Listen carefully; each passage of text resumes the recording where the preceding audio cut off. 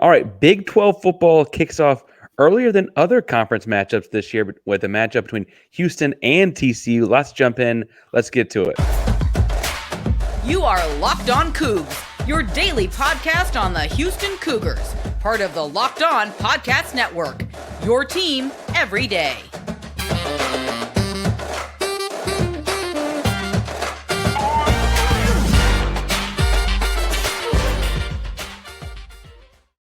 Welcome to a crossover edition of Locked On Coogs and Locked On Horned Frogs. I'm one of your hosts, Parker Anderson, and I'm joined by Steven Simcox. Steven, how are you doing? I'm good, Parker. It's good to be with you. We did this over the summer, and I kept forgetting that this game was like kind of in the middle of non-conference, sort of early in the season. But I'm excited. Primetime matchup on Fox. I know it means a lot for Houston fans that they're back in Power 5 football or whatever you want to call it now, back in the big stage in the Big 12. And so it should be fun. I'm excited to talk to you about the game. Yeah, I'm looking forward. We kind of previewed like the theoretical matchup back in the summertime, and now it's finally here. And I feel like all week and frankly, even leading up to the first game of the season, this has been like a very anticipated Houston Cougar football season for a number of reasons. I have to be honest with you, Stephen. One of the reasons is that TCU is coming in as a defending college football playoff runner-up, right? And that kind of adds the strength of the conference. And as Houston's getting ready to play the big boys, I think on paper, TCU is some of the biggest of boys. So I want to start off the episode today asking you a few questions about those guys, and then we'll let TCU is going to turn the tables and ask about Houston. You'll hear more about the Houston Cougars in the second segment. In the third segment, we're going to do game predictions, talk about the line moving, and more of that kind of stuff. So if that's more your bag, hold on your horses. We'll get there, I promise. But, Steven, I've got to ask, because I'm really into coaches and schematics and X's and O's and kind of stuff. It is year 2 of the Sonny experience. Talk me through, what's that like? He's an offensive mind, but sometimes people critique his teams for not having a whole lot of defense. He is very creative. They had a very good team a year ago. What's it been like? Yeah, well, defensively, it's been kind of a strange journey. So they were coming off, obviously, like Gary Patterson was defensive minded. That's what he was known for. He pioneered the 4-2-5, and they changed over to a 3-3-5 over Joe Gillespie, who came up from Tulsa. Their defense was really bad in 2021, and in 2022, last season, I think they were better. They didn't really have high expectations, but they kind of held on when they had to. They got stops when they needed to. They were good at forcing turnovers. They were good at making adjustments in the middle of games. And so they slowly started to sort of find their rhythm and get better as the year went on. And then the end of the year was tough, but they were obviously playing Michigan and Georgia, who have very high-powered offenses. The beginning of this year has been sort of interesting. They ran into a buzzsaw in Colorado and Travis Hunter and Shedeur Sanders and that team. And I think there's a lot of questions right now about I guess you would call it the bend but don't break style that Joe Gillespie kind of brings to the table. There's, big cushions for wide receivers. There's a lot of times where he only rushes 3 or 4 guys at a time. He's not really keen on bringing a lot of blitz pressure. He kind of lets his linebackers and safeties and corners handle their business in coverage, and that can be problematic at times. It feels like offenses have sort of figured that out. And so I think this week will be a great test because they bounced back last week. They played Nicholls State. So, the competition is what it is. They held them to 6 points.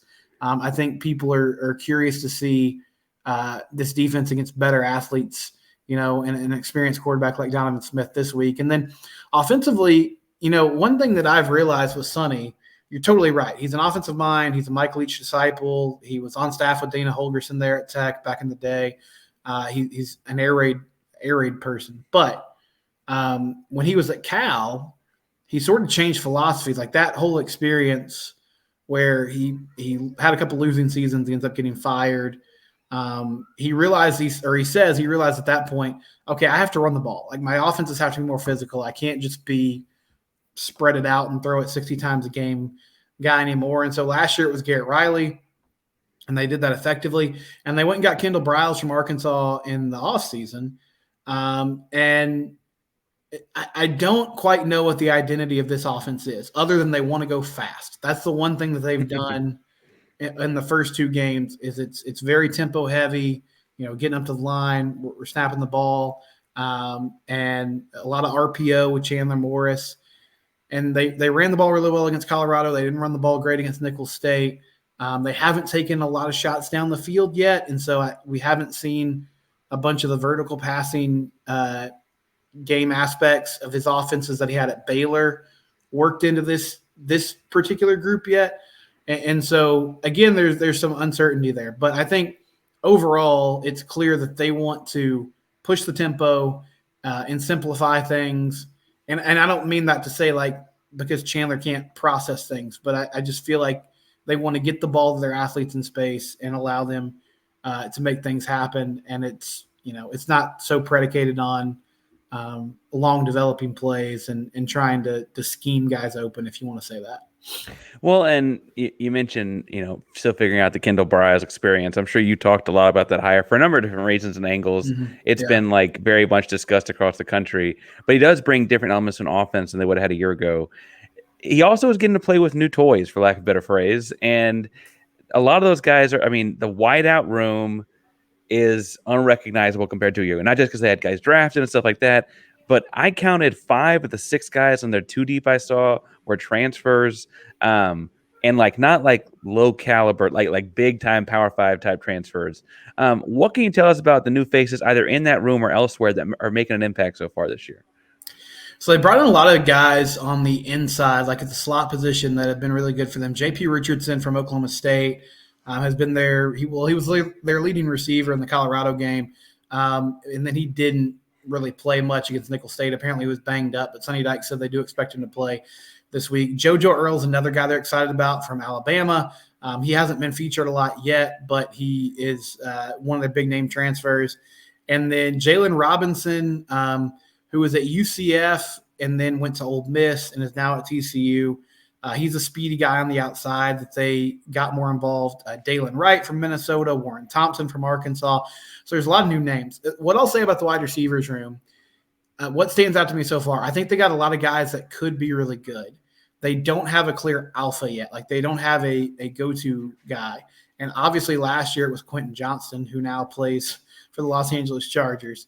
And whether Quentin was super involved or not in the game, just the way he brought the gravity of the defense to him, that was such a game-changing force in every matchup for them. I feel like they're still trying to feel that out. And then the other names to know is they got a couple good tight ends in Jared Wiley and Jack Besh.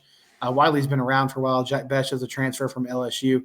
But Wiley's big kid. He's 6'7". He's over 250. He's a good blocker, but they're trying to feature him more in the passing game. So, yeah, no shortage of players that you think are on paper should have big seasons.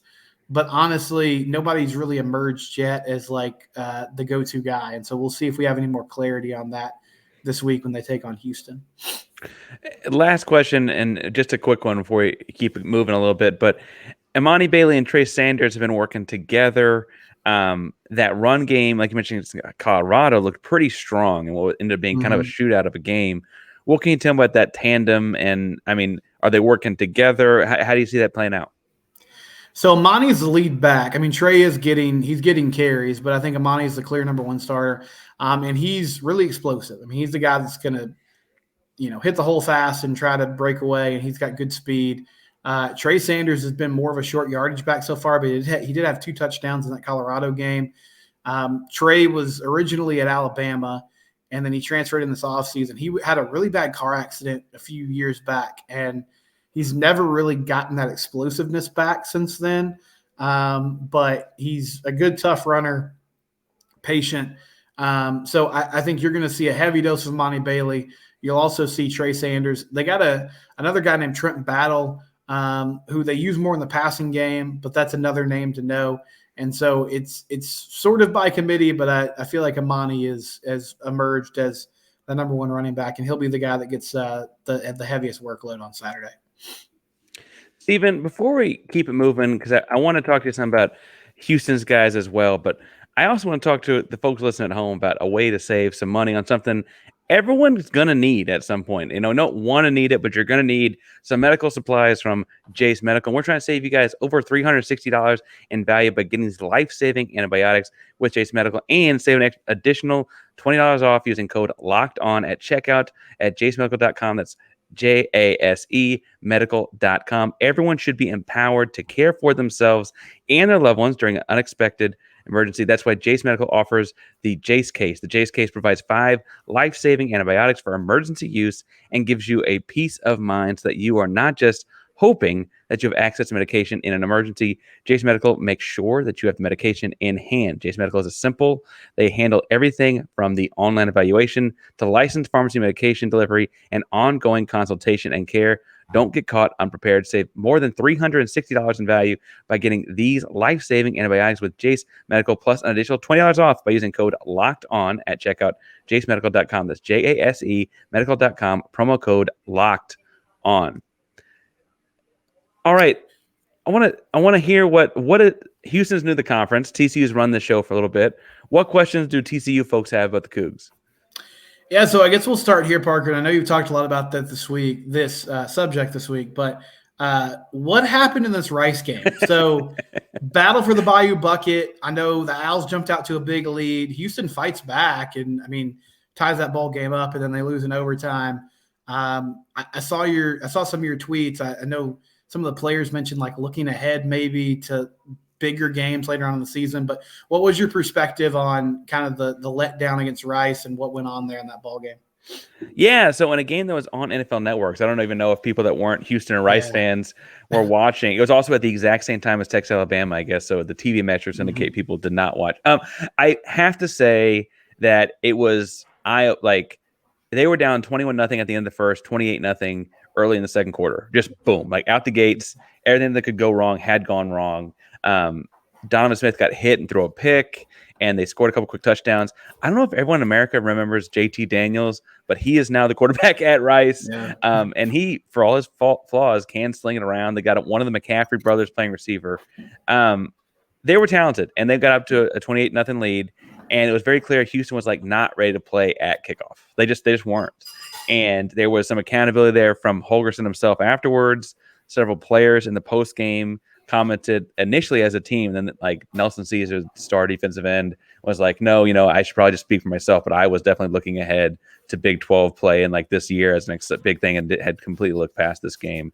Houston, for what it's worth, got down 20-0 and reeled off 35 unanswered points to take the lead in overtime, and then ended up losing in double overtime. In double overtime, you got to go for 2, and they missed their 2-point conversion. Really, really weird game, because as far as describing the Houston Cougars, are they the team that went down 20-0 to Rice early, or are they the team that reeled off 35 points, right? 35 straight points, unanswered points, I should say. And that's a really, really difficult thing to balance.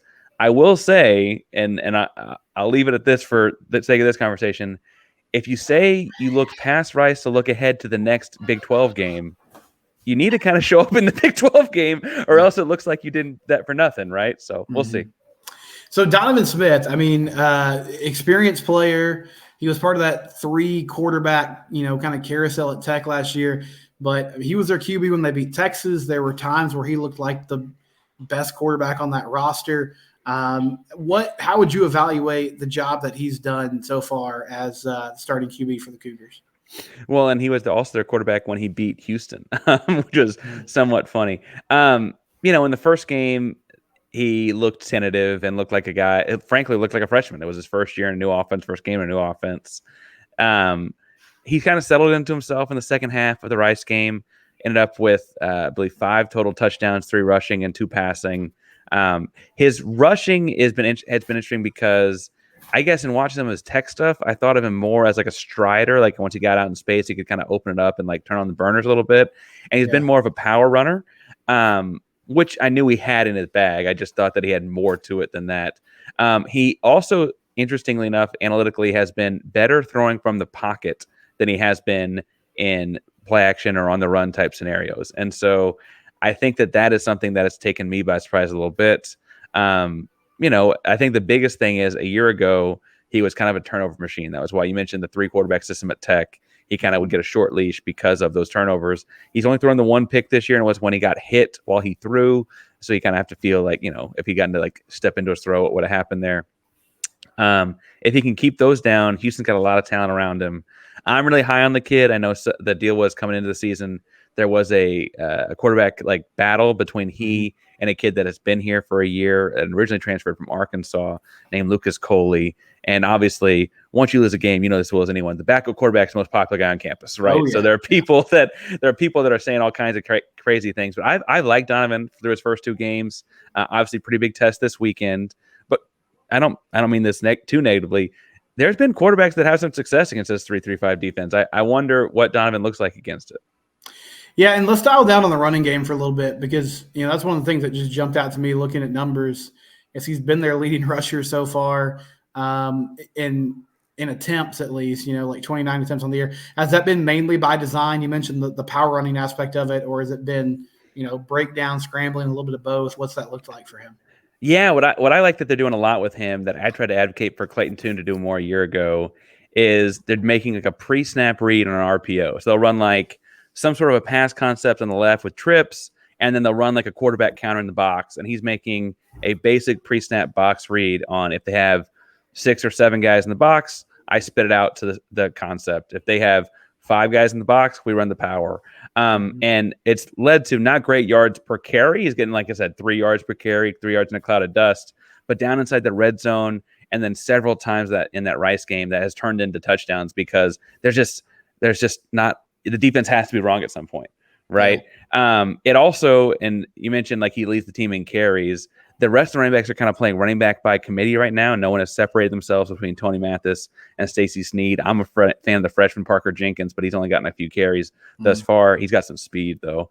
And amongst those guys, they're kind of splitting the other half of the carries and the workload all as together. But down in the red zone, I think Donovan likes to keep it and put it in himself. So their stats may not be jumping off the page because they're sharing the ball and they're not getting the touchdowns. I think Stacey Sneed had 1 touchdown.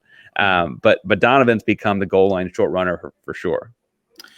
And this defense, so it wasn't that long ago that Doug Belk was like one of the hottest names in the kind of assistant coaching realm of college football. What was going on? I know they played really well against UTSA, forced some turnovers. Do you feel like the game against JT Daniels was just kind of an anomaly? What was happening that gave them issues in that ball game? Well, I mentioned in that game that they jumped out to a 28-0 first 4 possessions, 28-0 really fast, right? And yeah. It felt like because Houston's offense on the field for so little time, and you said TCU does tempo, so that's kind of scaring me because Rice was also more of a tempo kind of team. I don't know that they ever caught their breath in that first quarter and change while that was going on because they were on the field for every snap. They were also down one of their interior guys, Chidozie Nwankwo. He's an all conference American type guy. I don't guess he actually won that award last year, but he's that caliber of football player. And he's really kind of an anchor in the middle, and he was not available in the Rice game after an ankle injury the week before.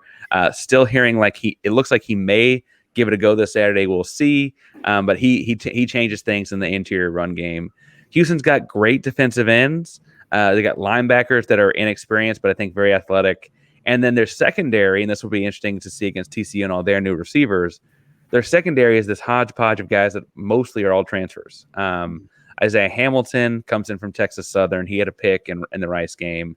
Malik Fleming was an All-American Athletic Conference player at East Carolina. He had 2 picks in the opener off of what's his name at UTSA? Frank Harris. Mm-hmm.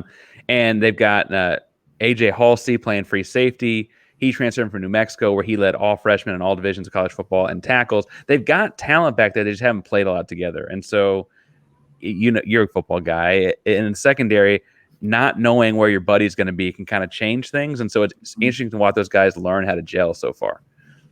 A final thing for you, and then we'll do predictions and some talk about, the lines and that kind of thing in a minute. So Matthew Golden was a guy that I was really like, TCU was in heavy on him. He ends up going to Houston. They did a great job recruiting him. But I was hoping he would end up in Fort Worth.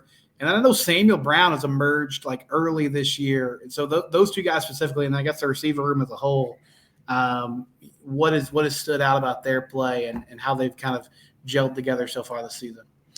Yeah, so I think Matthew Golden has been appropriately frustrated because he's been getting the bracket coverage, don't let him touch the ball kind of stuff.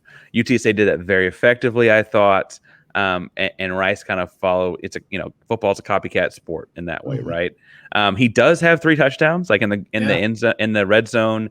Houston will run all kinds of rub routes to get him open and that kind of stuff. And frankly, the 2-point conversion that they missed, they were going for him as well. It was just a tough catch, like a jump ball catch in the corner of the end zone. He couldn't quite come down with. But who's benefited from that the most, you mentioned, is Sam Brown. Sam Brown is the other traditional outside receiver. He has 15 catches for almost 250 yards on the season. He has big catches as well. He's more of a down-the-field threat. And because so much of the focus from defenses has been on Golden, Sam Brown has some of the best stats in the Big 12 as far as catch percentage on targets and stuff like that. And then the inside guy, Houston's got a unique slot receiver in Joseph Manjack. Manjack is a big guy, like a 6'3", 215 kind of guy. And he's a big guy that wears no gloves and does the dirty work. Like he's a fun receiver to root for sure. But it's a little bit different to see that size guy in the slot. They got decent talent at the backup spots and a bunch of transfers coming in. And the question for Houston on Houston message boards has been they've got crazy high-end talent that came in. Mikhail Harrison-Pilot, if you're a TCU guy, you know that guy at high school as well as anybody, that all came in as freshmen this year. And it almost looks like Houston might be trying to see if they can get away with redshirting them because of how deep their receiver room is. We'll see if any of those guys have their red shirt torn for Big 12 play or not. But the room is deep, but I think Matthew Golden is frustrated because of the kind of coverage he's seeing personally. It'll be interesting to see if anyone decides that they can, risk playing a more traditional coverage and let Sam Brown, cover up Sam Brown a little bit more, something like that. Because right now, Sam Brown's been the one burning people because of it. I'm going to toss it back to Parker in a minute, and we'll go over-under and some lines for this game. But do you need tickets for this weekend? TCU and Houston in H-Town. Like, do you want to go to this football game? If you're sitting here on Thursday, you're watching this, or you're listening to this, and you're like, I can't make it this football game. It's on Saturday night. It's already Thursday. Download the Gametime app. You see it on the screen there. Use that promo code LOCKEDONCollege for $20 off. It's not just football tickets, even though that's a great thing to buy on the Gametime app. Comedy shows, theater shows, whatever it is that you're interested in, any sort of event, concerts, all those things, you can get them on the Gametime app. One thing I love about the Gametime app, I'm scrolling around right now. Look at this. Upper sideline, section 333, row 1, $13. They'll just tell you immediately, and there's a picture. It shows you exactly what your view is for the game. You can get tickets for $25 for this football game. There's a lot of options like $15, $16, $17. If you need last-minute tickets, they have flash deals. Check it out today. It doesn't have to be stressful. Finding tickets on the secondary market can be stressful. You feel like, oh, man, there's all these fees. I don't know how to manage this. Gametime makes it really easy. They'll send the tickets to you in a matter of seconds, and they go directly to your phone. You don't have to dig through your email to find them. Download the Gametime app, create an account, use the code LOCKEDONCollege for $20 off your first purchase.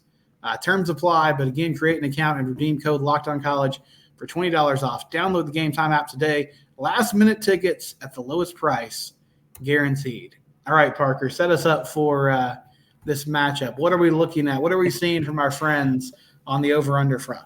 Well, and so I went to our buddies over at FanDuel, and I looked at the numbers on Monday because I was intrigued. And at the time, TCU was favored by 7, and the over-under was at 60.5. I was like, that's interesting. And then before we, jumped on tonight, I looked at it again because I was like, I wonder what's going on over there. Is there any juice on a Thursday night or whatever that we can talk about? And they've moved our game. It's now a 7.5-point line for TCU, and the over-under has moved to 63.5. And before we get into previewing what we think is going to happen, Stephen, what does that tell you about the way people are looking at this game? The line is moving up. Yeah, I feel like most people don't know what to make of either team, so they're just kind of defaulting to, I guess, the favorite. If you want to call it that in TCU, the team that maybe is more established and on paper should handle business. But it's on the road. It is fascinating that it's moved. The over-under suggests to me that there's just – which I always hate betting the over because I feel like anytime I'm like, okay, 2 good offenses, shaky defenses, it's going to be a shootout. It ends up being like a slugfest. And it's like 7-3 midway through the first quarter, and I'm like, oh no, I've made a massive mistake. But the way these teams have played so far, yeah, you would think 63.5. That seems like a pretty safe bet. It basically just means both teams are scoring over 30 points. I would like my chances making that happen. But what's your take on it? Why do you think people are kind of giving the Frogs the bump here? Is it that game against Rice? Now all the Sharks are out on this Houston team for the moment?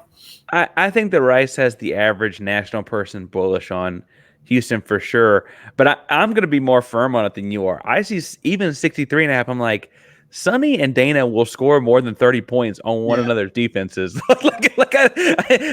like they're both offensive guys. You mentioned Gillespie from Tulsa. Dana has obviously coached against him some in the past, and frankly, Dana coached against Sonny some when Sonny was at SMU. I look at this and I think that 63.5 is still low. 60.5 I felt was really low. Mm-hmm. And so I'm thinking, TCU's getting 41.5 points per game this season already. Houston just put up, like I said, 35 unanswered last week. I feel like that one feels kind of safe. I'm going to hit the over there because I picture this being kind of a blowout. What do you feel? I mean, you mentioned TCU's got tempo and they've got a new offensive coordinator, Kendall Briles. What do you think is going to happen this Saturday? Man, it's a great question. I think both teams, are going to be fired up. I think Houston, Big 12 opener, coming off a loss. They want to make a statement at home. TCU's trying to kind of put things all together for the first time this season. I'm going to pick the Frogs to win. I feel like ultimately, their depth and their talent just kind of wins out in this ball game.